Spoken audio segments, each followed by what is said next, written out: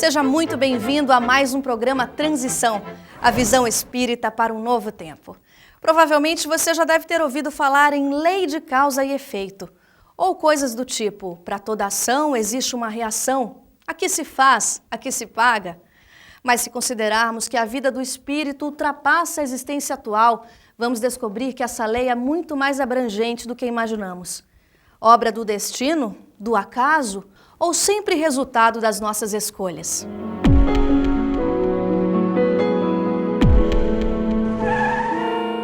A lei de causa e efeito é uma lei universal. Ela regula tudo o que existe no universo. É uma lei divina que promove o acerto da contabilidade, de débito e crédito da pessoa. É que nós nos responsabilizamos por nossos erros. Isso é muito bom, porque nós aprendemos a tomar decisões corretas e também tomamos consciência que os nossos equívocos ou as nossas escolhas geram consequências. Consequências que serão boas ou ruins, a depender da escolha que façamos. Esse fenômeno de lidar com a liberdade, ele configura aquilo que em espiritismo se traduz na lei de causa e efeito.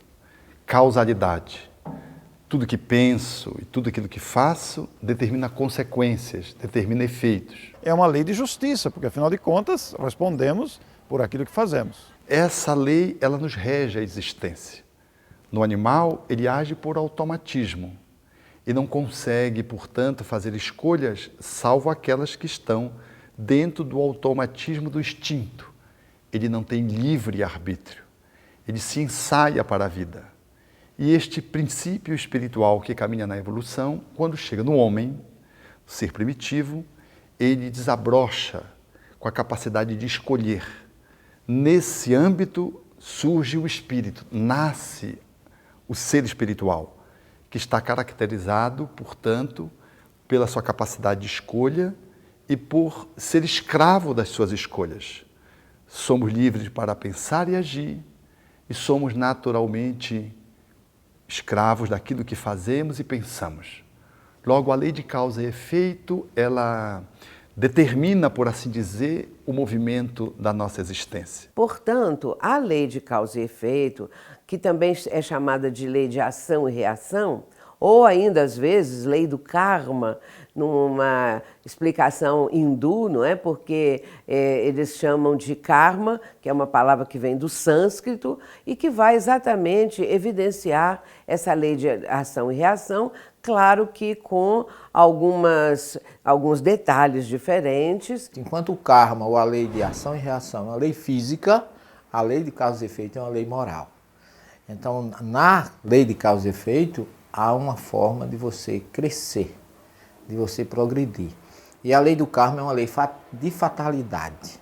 Matou, tem que morrer, tá certo? Olho por olho, dente por dente, mão por mão, pé por pé, como diz lá no Êxodo. Mas que, no fundo, expressam essa mesma postura, essa mesma condição do ser humano, que tudo que atravessa na sua vida, tudo que ele está vivenciando tem uma causa, tem o porquê. E a doutrina espírita vai nos mostrar exatamente isso.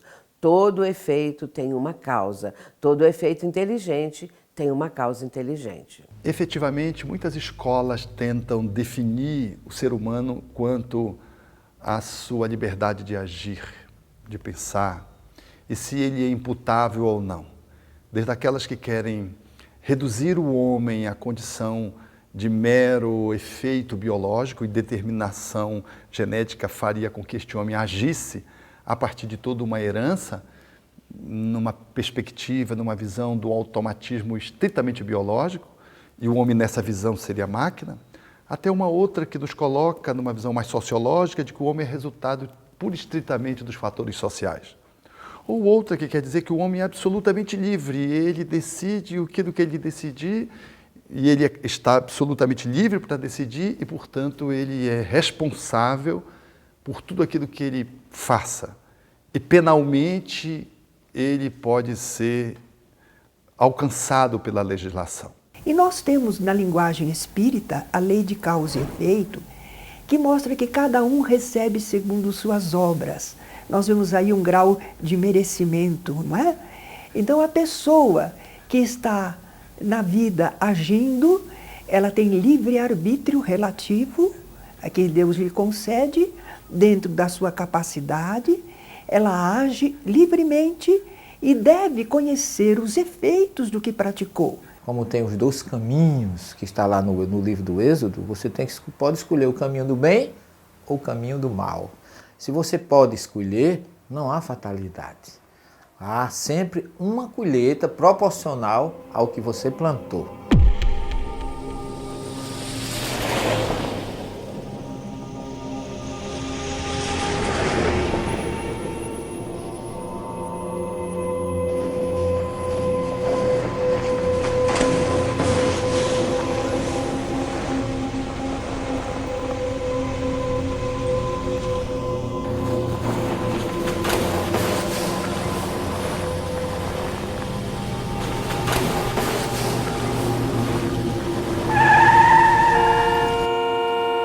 Não poderemos nunca dizer que o está escrito, nada mudará o meu destino.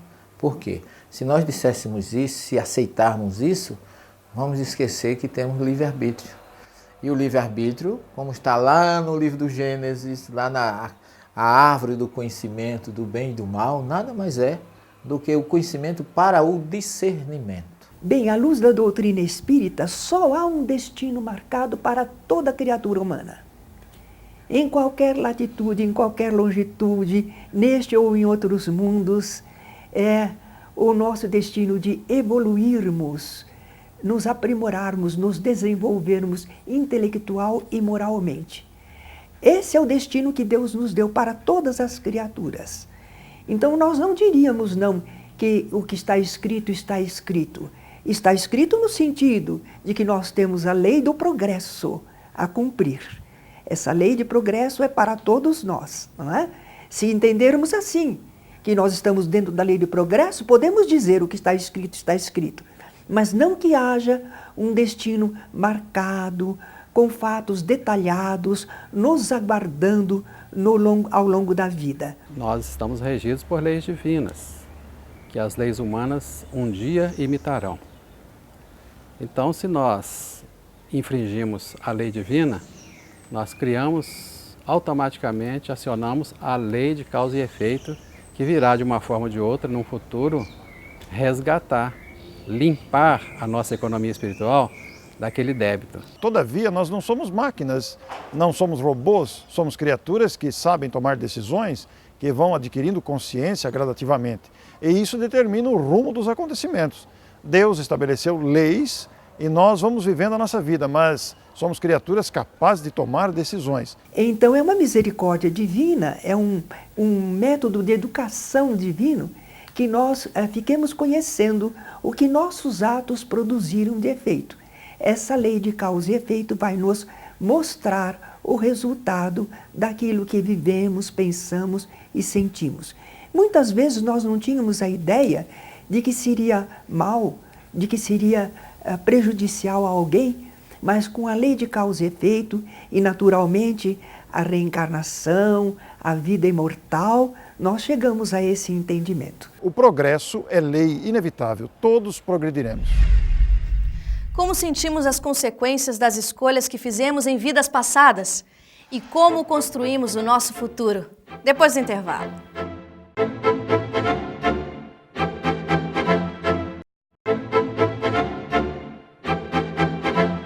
Como atitudes e ações realizadas em vidas passadas repercutem em nosso presente? Como isso acontece? Mas por que o espírito encarnado perde a lembrança do seu passado? Você já imaginou se realmente nós nos lembrássemos dos nossos adversários, inimigos que estão encarnados como membros da nossa família aqui na Terra? Realmente isso traria um desconforto e desestabilizaria o espírito com absoluta certeza. Então, é muito importante a não lembrança. Nós, no Espiritismo, dizemos que é uma ótima providência divina, exatamente porque dá a oportunidade de nós realizarmos novas experiências sem esse assunto ligado com as lembranças das vidas anteriores. Então, eu acho que essa é a beleza do Espiritismo. Ela nos traz essa visão mais sistêmica. Mas veja, quem está no exercício do seu livre-arbítrio, está nesse conjunto de forças que se lhe imputam, influenciam, que lhe determinam de alguma forma um determinado quanto ou uma determinada quantidade, um determinado volume de interferência para que esse livre-arbítrio possa ser operado, mas aquele que está ali, ele escolheu o corpo, ele escolheu a família, ele escolheu a sociedade onde ele está, ele tem um padrão vibratório e sintoniza com os espíritos que ele elege. Então, nós não estamos aleatoriamente sob as influências espirituais quando reencarnamos. Quando nós reencarnamos, a cor da pele, o sexo, a estrutura familiar, ela faz parte também de uma escolha pré-existencial, física, reencarnatória. E ela vai nos subordinar, de uma certa forma, a esta ou aquela influência de um grupo social, que vai ter um maior peso ou menor peso na minha escolha. Assim, nós não somos absolutamente livres, mas também não somos reféns só dos fatores sociais, do corpo, das influências astrais, das influências espirituais. Tudo isso interfere, mas não determina.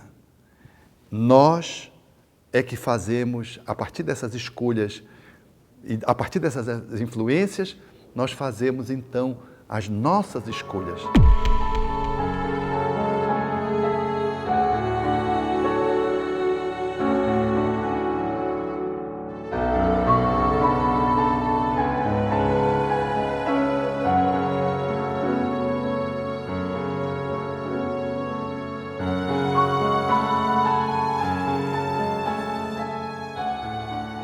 A Bíblia está cheia de passagens que mostram a lei de causa e efeito.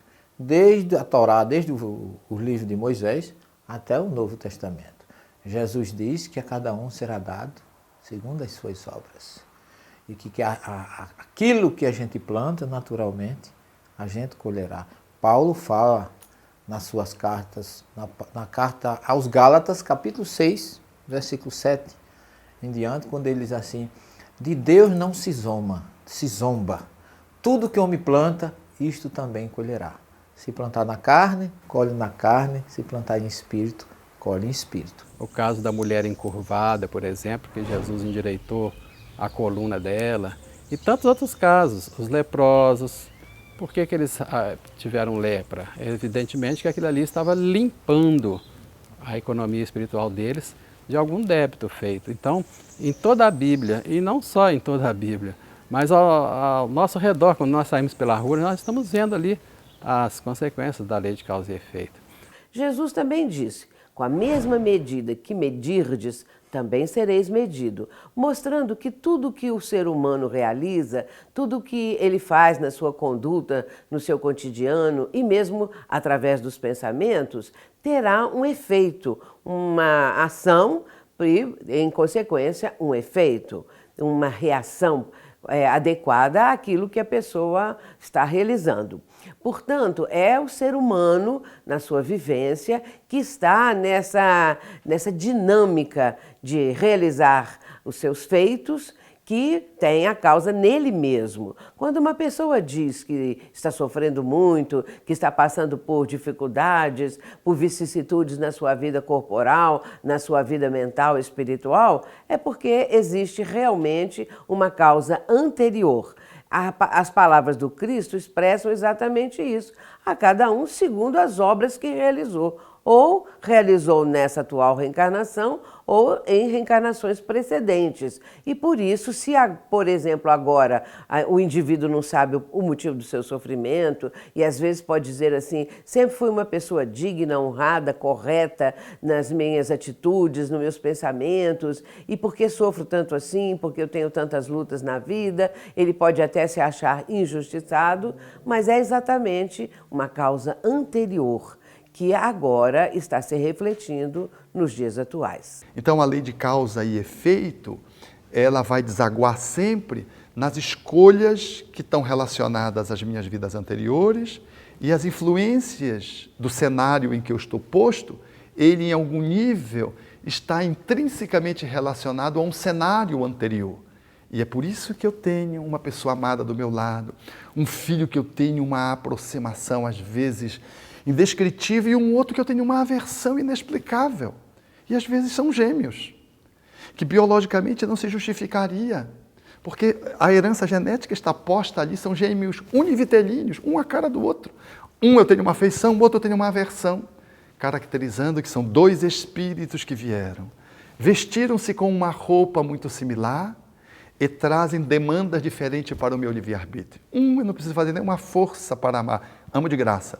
E o outro há resistências hercúleas a serem vencidas mediante um esforço de novas escolhas positivas, rematrizando, portanto, dores que estão ali apontadas naquele relacionamento animoso.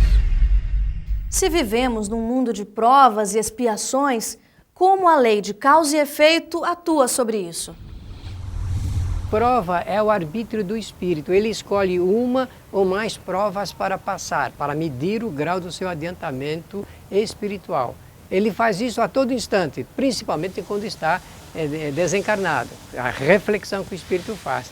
E a expiação é uma palavra católica. Ela aparece no Espiritismo porque os espíritos que trataram dessa matéria tinham origem católica, a linguagem era católica. O Espiritismo nasceu na França num momento cultural católico, então é natural que se use essa linguagem. A palavra expiação significa efeito, significa consequência. Então, causas e efeitos, provas e expiações. Na lei de causa e efeito, nós vamos entender que não existe castigo ou prêmio. Então, estudando principalmente o livro O Céu e o Inferno, de Allan Kardec, nós vamos entender que Deus estabeleceu leis sábias e justas que determinam consequências às nossas decisões, às nossas escolhas. Então não existe o céu ou o inferno, não existe castigo ou prêmio. O que existem são consequências dos nossos atos, das nossas atitudes, das nossas decisões. Na fala evangélica, a cada um segundo as suas obras. Então somos aquilo que fazemos de nós mesmos. Somos os herdeiros da nossa própria existência. Estamos retirando da vida o eco, aquilo que nos oferecemos para a vida, nesta ou em outras existências. E aquilo que fazemos hoje no presente é a semeadura do futuro. Por isso, nesse pensamento didático linear de passado, presente e futuro, a lei de causa e efeito nos dá a possibilidade de podermos estar efetivamente transformando a nossa vida a cada dia.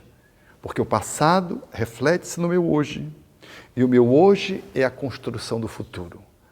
Essa apropriação da minha vida dá-me o sentido de que eu sou aquele que determino a minha existência. Essa capacidade de poder ser livre dentro da evolução que detenho, portanto uma liberdade relativa ao meu processo evolutivo, dá-me a experiência, o gabarito de poder me responsabilizar pela minha existência. No livro Concepção Existencial de Deus, Herculano Pires diz: ninguém julgou ser no aqui ou no além. Deus é misericórdia e amor. É o próprio ser que se julga. Inflexíveis, nos julgamos com grande inflexibilidade e falta de amor. Interessante que só nos julgamos quando amadurecemos mais. Por exemplo, grandes criminosos vivem tranquilamente. Políticos corruptos, traficantes, até que amadurecendo, vão analisar seus atos. Alguns se desequilibram de tal forma que têm que reencarnar para irem se reequilibrando. Outros fortes, como Paulo de Tarso, que era leal, que errou por ignorância, conseguem manter a coragem, a ousadia no erro e consertá-lo. No entanto, como diz o Espírito Emmanuel, nós caminhamos na vida de conformidade com aquilo que nós fizemos de nós mesmos. Logo, essa autoapropriação da nossa existência, essa autorresponsabilização por tudo que acontece conosco, nos dá um sentido de soberania na relatividade da nossa existência sobre a felicidade ou a infelicidade, a dor ou o amor. Tudo que nos acontece nos diz respeito. Nós não podemos imputar a ninguém a má estrela, a boa estrela, aquilo que nos acontece. Aquilo que detemos é o que estamos colhendo do passado recente ou do passado mais longínquo. E aquilo que vamos colher amanhã resulta da nossa semeadura do presente. E criamos no meio espírita o mito de que qualquer dificuldade é erro do passado e que estamos fechados numa gaiola, não há como escapar do passado e dos erros. Estamos rodeados por espíritos de luzes nos induzindo suavemente ao progresso. As dificuldades podem ser vencidas na nossa interexistência. Existimos na Terra e no mundo espiritual através da ligação com a espiritualidade superior. Na verdade, a lei de causa e efeito é uma lei evolutiva, é uma lei moral, que dá direito àquele que errou poder consertar o erro que cometeu e evoluir. Aquele que matou não é obrigado a morrer, não. Por exemplo, as pessoas que foram assassinos cruéis, os grandes vultos do passado, os grandes, vamos dizer assim, os Gengis Khans da vida, eles podem reencarnar numa condição que eles venham, embora tenham tirado muitas vidas, não significa que eles precisam ser mortos. Eles podem se regenerar, como diz o Evangelho de Pedro, a Epístola de Pedro. O amor cobre a multidão dos erros, que muita gente traduz como pecado. Eles podem vir agora como médicos, descobrindo vacinas, trabalhando em prol da vida, trabalhando em prol da vida física sem estimular a morte, e aí eles conseguem saldar o seu débito de morte com a produção da vida. Aí é uma lei mais racional, é uma lei moral, de lei de causa e efeito, que diz que mesmo quem matou, progride. E que, em outras palavras, nós não nos reencarnamos para sofrer, mas para progredir. Mas os efeitos dessa lei duram para sempre? Como resolver pendências desta vida ou de vidas passadas? No próximo bloco.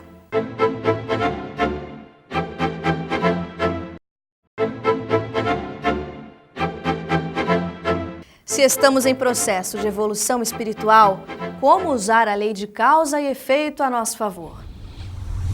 Dentro desse conjunto, desses princípios que norteiam, orientam a vida das criaturas, impulsionando-as para o progresso, é claro que se isso fosse conhecido, se as pessoas tivessem uma noção assim mais profunda acerca desse processo todo, procurariam ter atitudes, condutas mais corretas, porque saberiam que estariam plantando para o futuro. Podemos sempre mudar nosso destino, mas considerando que fomos preparados para a vitória, que no mundo espiritual fizemos cursos para vencermos nossas más tendências. Agora, o hábito é algo muito forte. Tem um livro, O Cérebro que se Transforma, do Dr. Norman Doidge, de um grupo de neurocientistas, e ele diz que nossos pensamentos obsessivos criam mapas inadequados que nos prejudicam. Nossos pensamentos melhores criam mapas iluminados que nos auxiliam. No nosso cérebro, zonas cerebrais, impede o envelhecimento, aumenta, melhora a atenção, que nos tornamos melhores se utilizarmos nossa força interior. Foi o que disse Jesus. E esta é a finalidade do Espiritismo, educar-nos para a felicidade, para o sorriso, para a alegria de viver e para a possibilidade de vencer tudo e todos os problemas, ou amenizá-los a tal ponto que eles nos permitam uma vida confortável. Mas nós vamos aprendendo que a lei de causa e efeito é uma lei que envolve todos os pensamentos e ações das pessoas. É uma lei natural. Então, é só pensar o bem, pensar de maneira equilibrada, falar o bem e fazer o bem. Aí é em nosso favor. Nós temos o quê? Bons resultados. Por isso o Espiritismo é eloquente, nos dando a responsabilidade pela nossa vida, sem negar essas interferências e dizendo que o amor cobre efetivamente a multidão dos nossos equívocos do passado na fala de Simão Pedro, na sua epístola, no Evangelho, mostrando que aquilo que não está bem, eu posso refazer mediante novas escolhas, considerando que escolhas infelizes foram feitas no passado. E que eu estou apenas colhendo os efeitos dela, podendo refazê-las nesse momento. Quando o espírito ele vai se conscientizando, ele vai se esclarecendo, ele vai diminuindo a intensidade e a extensão dos efeitos produzidos pelas causas anteriores. Um detalhe interessante ensinado pelo Espiritismo: na medida que o espírito compreende que ele, agindo mal, ele retém como consequência o mal, ele vai diminuindo a extensão do mal. Por isso que o mundo está cada vez melhor. É uma impressão falsa de que o mal está aumentando. O que está aumentando é o campo da mídia, da informação, que noticia mais o mal. Mas as coisas boas também estão acontecendo, porque nós todos estamos aprendendo a fazer o bem. As nossas atitudes mudam o nosso amanhã. Daí porque o Talmud diz que o sábio é aquele que pode prever o amanhã. E quem pode prever o amanhã não faz bobagem no presente.